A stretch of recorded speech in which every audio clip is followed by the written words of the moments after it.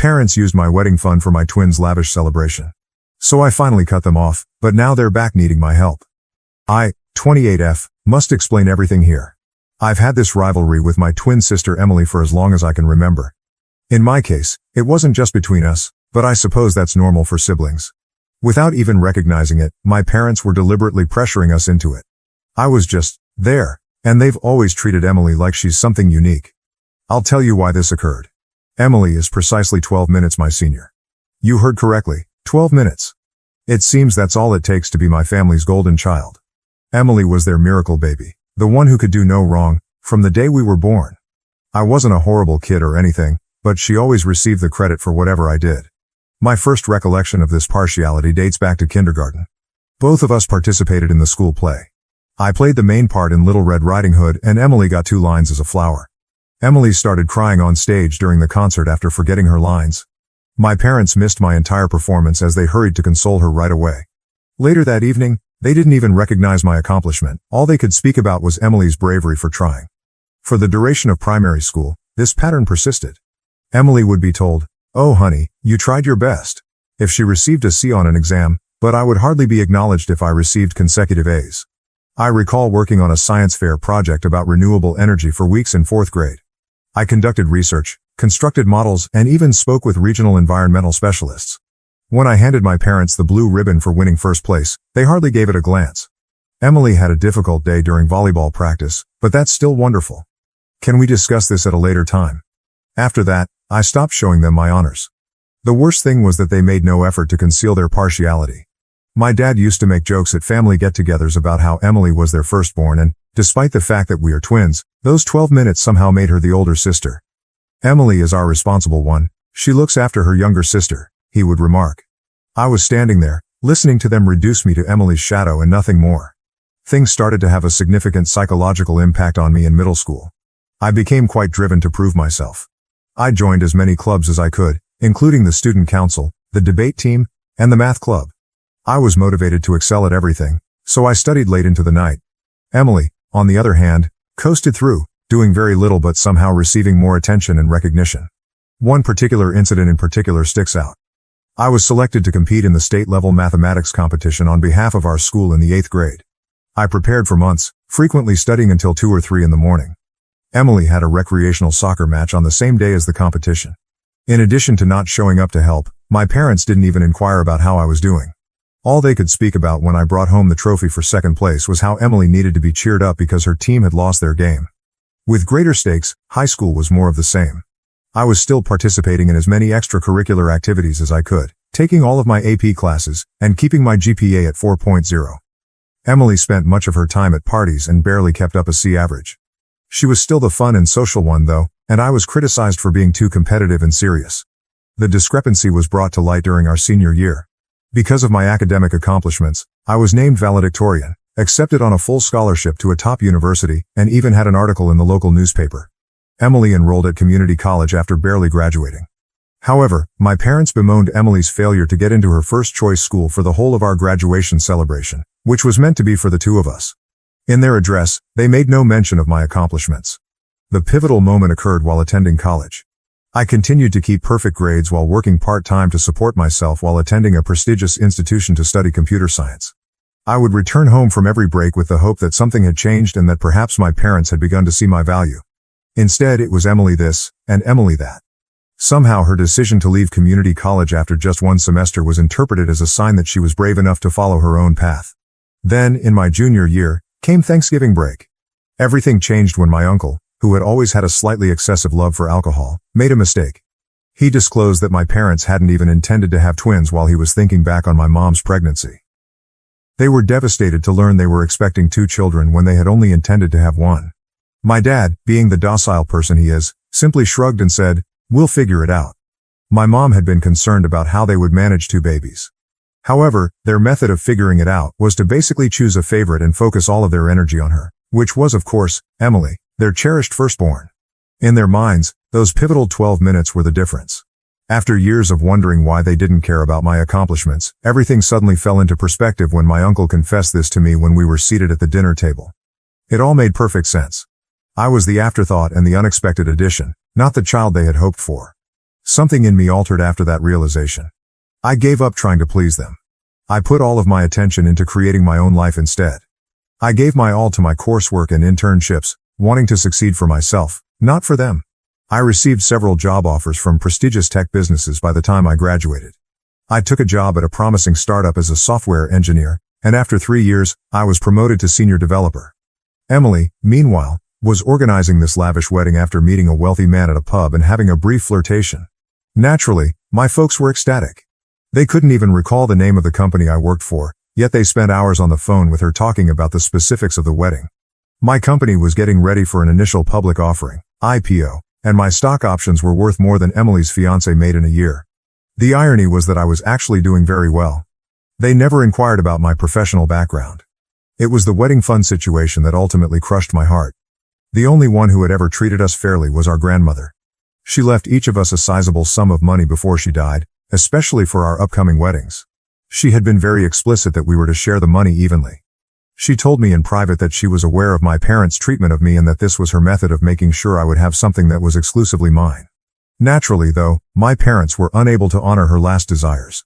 Emily wanted this ridiculously lavish wedding, complete with a celebrity photographer, a fancy outfit, and several locations. They chose to take from my share of the inheritance rather than urging her to cut back or asking her wealthy fiancé to contribute more. They didn't even tell me. They didn't ask. It wasn't until months after the wedding that my inebriated uncle, yes, the same one, spoke about it at another family get-together. They responded angrily when I confronted them about it. "Oh honey," my mother remarked, dismissively waving her hand, "we were going to tell you eventually. When we can, we'll reimburse you." Even worse was my father's reply. "Well, Emily needed it more. She's the conventional one getting married, and since you're so preoccupied with your work, it's unlikely that you'll even desire a lavish wedding." I felt nothing as I stood in their kitchen staring at these folks who were meant to be my parents. This deep emptiness, without any sadness or rage. They were unable to even comprehend the wrongness of what they had done. They believed that since it was for Emily, it was totally acceptable to take my inheritance without my consent. Emily had always been the focus. I returned to my flat that evening and gave my life a lot of thought. I came to see that Emily had eclipsed or completely disregarded every significant turning point, accomplishment, and proud moment. My graduation from high school. They were too preoccupied in comforting Emily over her grades. Due to Emily's difficulties at community college, my college scholarship was hardly recognized. Emily was preparing for her wedding, so she disregarded my first promotion. I did something I should have done years ago when I opened my laptop. I emailed them and said, "I am aware of the wedding fund. I am aware that, without consulting me, you used my inheritance to pay for Emily's wedding. The way you've treated me throughout my life is more important than the money. You never made an effort to conceal the reality that I was never the daughter you desired. I'm done attempting to win your affection and acceptance. I'm over being the kid you didn't want. Do not get in touch with me again unless it is to repay my money, please." I felt a tremendous weight lift off my shoulders as I pushed send, banned their numbers, and deleted them from all social media. I didn't have to worry about trying to meet Emily's standards or gaining acceptance that I would never receive for the first time in my life. It has been a life-changing year. I gave my job and personal development my all attention. My stock options are now worth more than Emily's whole wedding expenses because our company's initial public offering, IPO, was a success. I started therapy to address my childhood trauma, purchased my own home in a desirable area of the city, and formed sincere friendships with individuals who genuinely respect me for who I am. Occasionally, Emily makes an effort to connect with distant family members or mutual friends. She will write things like, "Family should stick together," or "You're still my sister." But as she saw our parents discount my accomplishments throughout the years, where was this sense of family? When she joyfully received my inheritance for her wedding, where was that? She shared our parents' complicity in everything. Some relatives have attempted to place the blame on me by claiming that I'm being too severe, that blood is thicker than water, and other such things. However, these are the same individuals who silently observed my parents' years-long favoritism of Emily. They remained silent after seeing my treatment. They are no longer able to express an opinion. It's interesting because cutting them off has made me realize who my true family is. My therapist, who is helping me see that none of this was my fault. My coworkers, who applaud my accomplishments, and my college best friend, who assisted me in moving into my new home. The ones that genuinely care about me are these. I have been offered a role as team lead at the firm I work for, which recently launched a new office in a different state. I'm making a decision for the first time in my life without considering how it will compare to Emily or what my parents will say, and it's a great opportunity. It feels amazing to be living my life for myself. Am I the jerk for cutting them off entirely? Reddit? I often question whether I'm being overly dramatic, but every time I consider the possibility of getting back in touch with them, I reflect back on all the years I spent feeling inadequate, and I know I made the correct decision. It's going to get even more complicated now, though, and I need your honest thoughts on what I should do next. Update 1. 2 weeks ago, everything changed drastically. My phone began ringing with several calls from my uncle when I was in the middle of a team meeting. My initial reaction was to ignore it because family calls always indicate turmoil, but I decided to answer it because there was something unique about receiving several calls in quick succession. He began, trembling a little. "Hey, it's Uncle Greg." I knew right away that something was amiss. He is typically the type of guy that remains positive even in the face of adversity. "I need to discuss your parents with you." I felt sick to my stomach. I knew this couldn't be good news because I hadn't heard from them in 2 years. "What's happening?" Trying to speak steadily, I asked. "They were involved in an accident. A rather poor one. They are in the medical facility." He paused, and I heard him inhaling deeply. "Their car was struck by a truck that ran a red light. Your dad is in critical condition, and your mom has several fractures. They have spent a few days in the hospital." "Days?" I said it again, raising my voice. "And until now, no one had the idea to tell me." He said, "They wanted me to let you know," in a calmer tone. "I believe, they want to see you, I believe. That's not all though. Their insurance is having issues." There was, of course. He went on to tell me that 6 months prior, my parents had allowed their health insurance to lapse. They had been having financial difficulties due to credit card debt and poor investments. They were far from being discharged from the hospital, and the medical bills were already mounting. "What about Emily?" I knew the answer when I asked. Uncle Greg let out a sigh. "She said she couldn't assist with the bills when she visited once, immediately following the accident. She didn't want to ask her husband for money so soon after their honeymoon, for some reason. She is occupied with her stepchildren, her new family." That made me giggle. Emily is typical, always coming up with an excuse. Emily was too proud to approach her wealthy husband for assistance with our parents' medical expenditures, even though she had no trouble taking my fortune for her wedding. I sat in my office for a while after I hung up with Uncle Greg, gazing out the window at the skyline of the city. I didn't miss the irony. Now that my stock options had vested and I had more than enough money saved to pay for their medical expenses, I was truly in a position to assist them. Did I want to, though? I was unable to concentrate on anything else for the following few days. I jumped every time my phone buzzed, anticipating a call regarding their status. I couldn't stop picturing them in hospital beds, presumably wondering if I would ever arrive. Since they were my parents, I felt bad for even thinking about not helping. The years of favoritism, the stolen fortune, and the way they only contacted me now because they required something from me were all brought back to me though. Simply put, this was about money. Not about re-establishing contact or making amends. 3 days after Uncle Greg called, Emily texted me. "I am aware that you are performing well at work. Parents are in dire need of assistance. This is your opportunity to act morally." My opportunity to act morally? When she was using my inheritance to pay for her wedding, where was this moral compass? Where had she been all those years when she saw our parents brush off my accomplishments? My parents finally called themselves after a week of internal conflict. Although my mother's speech was weak and obviously influenced by painkillers, her deceptive methods remained same. As if the past 2 years of silence hadn't occurred, she began, "Sweetheart, we're in a really tough situation here.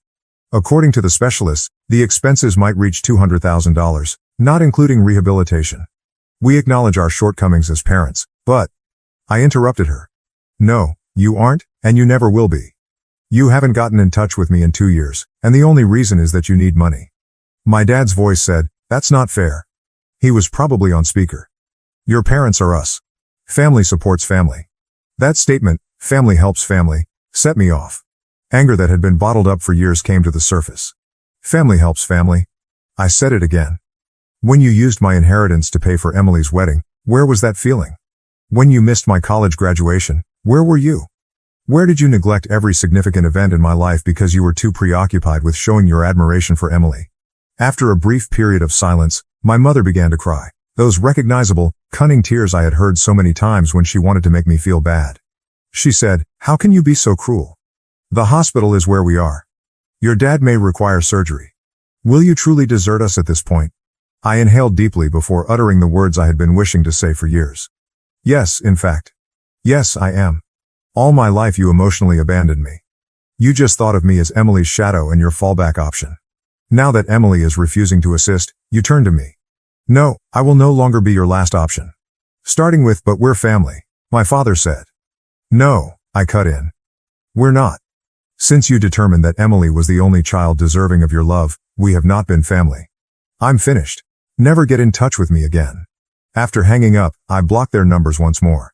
I then texted Emily one last time, saying, they're also your parents. Try it yourself. The days that followed were extremely difficult. I would always have these moments where I would doubt my choice. Was I being too severe? Despite all, should I still assist them? But every time those thoughts surfaced, I was reminded of how they had treated me throughout my life and how they had only ever contacted me when they wanted something. Yesterday, Uncle Greg gave another call. He attempted to guilt trip me by claiming that my parents required physical therapy and surgery since their health was deteriorating. He said they might lose everything and that they were discussing remortgaging their home. The problem is that I have no responsibility for their financial difficulties. They made their decisions. They decided to give Emily preference. They decided to squander the money I left them. They decided to allow their insurance to expire. They are currently dealing with the fallout from their decisions. Some may accuse me of being heartless. Perhaps I am. But I've been striving to be good enough and win their love my entire life, and I'm done. I am no longer the fallback option. When Emily refuses to take charge, I'm done being the one who has to make all the repairs. For the first time in my life, I'm choosing myself, even though I realize this makes me seem callous. My mental well-being is more important to me than their guilt trips. My financial stability is more important to me than their shoddy preparation. Reddit. I know I previously questioned whether I was the jerk for cutting them off, but I need to know if I'm the jerk for not helping them pay their medical costs. This one even seems unclear to my therapist. While I feel bad about it, I also think that this is just another instance of them only wanting me around when they need me. And believe me, the narrative doesn't end here. The situation is going to become considerably more intricate. Update 2. My life took yet another drastic change 3 days ago. I was enjoying a peaceful evening at home after a very demanding workday during which we had completed preparations for the opening of our new office. My doorbell rang at precisely 8:07 p.m. when I was studying some project paperwork, enjoying a glass of pricey red wine, a minor luxury I now permit myself, and some classical music playing softly in the background. I hadn't ordered anything and most of my friends normally text before coming over, so I wasn't expecting anyone. I froze, staring through the peephole. Emily was standing there looking like the affluent trophy wife she had become, complete with a fashionable gown, flawless makeup, and a $15,000 Hermes Birkin purse in her hand. I was aware of the irony. That bag alone could have paid for a sizable amount of our parents' medical expenses. I briefly thought about acting as though I wasn't home, but throughout the previous few weeks, I had undergone a transformation. I was no longer the person who squirmed around Emily. She had intimidated me for too long, and I had allowed her to win. No more. I opened the door with my cool, controlled and slightly dismissive corporate boardroom demeanor. Leaning against the doorframe, I remarked, "Well, if it isn't my dear sister. What brings you to my humble abode?" Without waiting for an invitation, she swept by me and entered my apartment.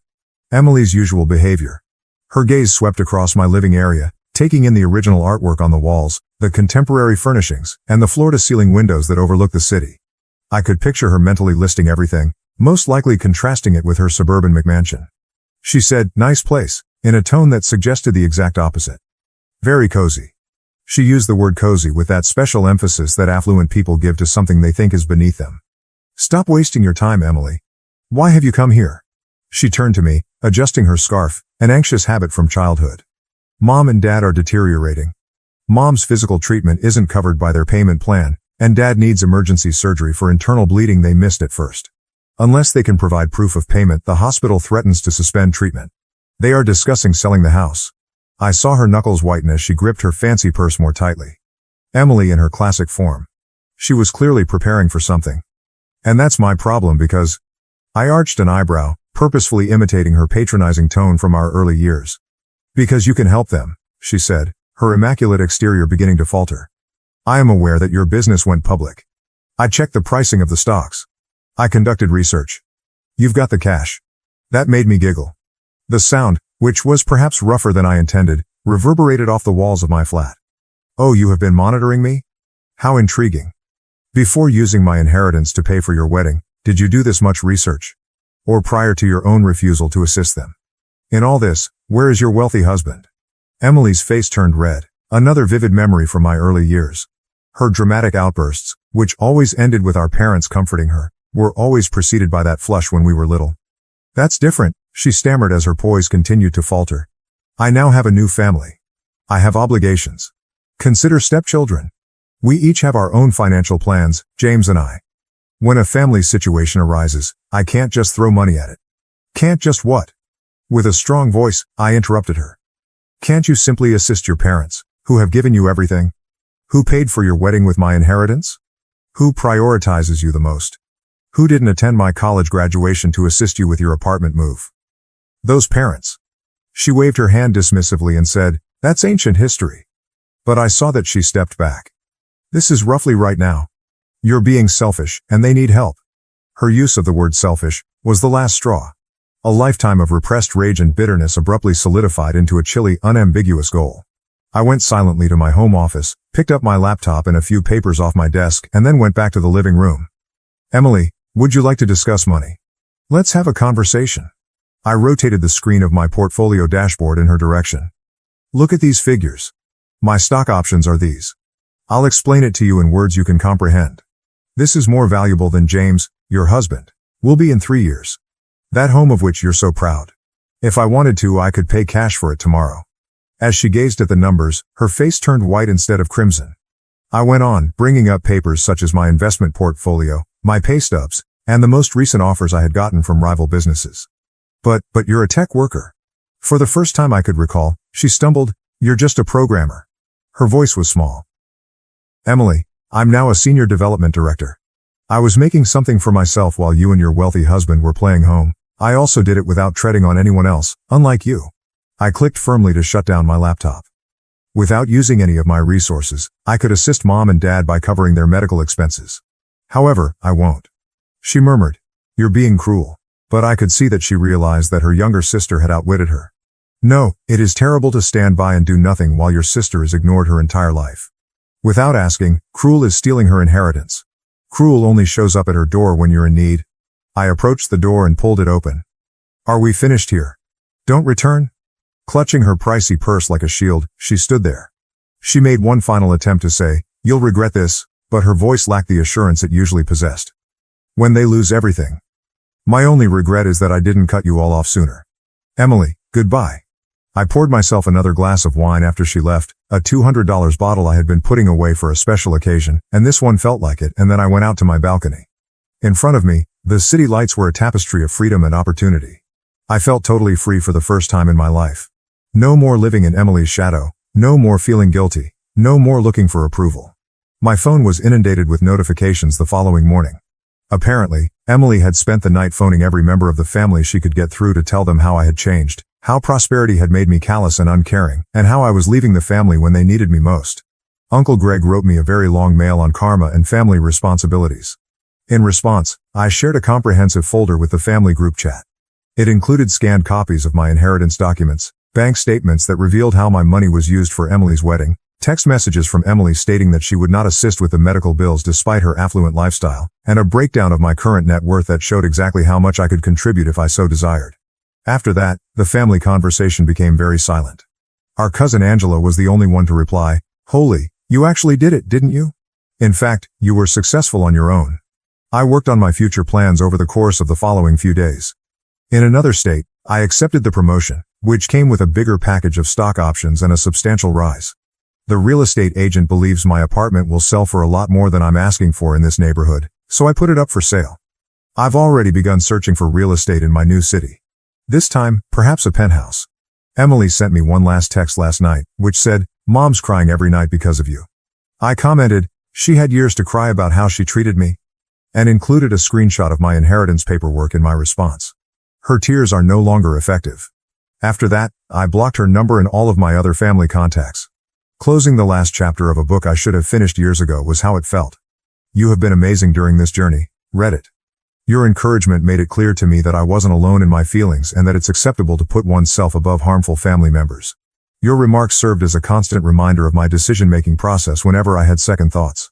Recently, I received a message questioning if achieving financial success was worth sacrificing my family.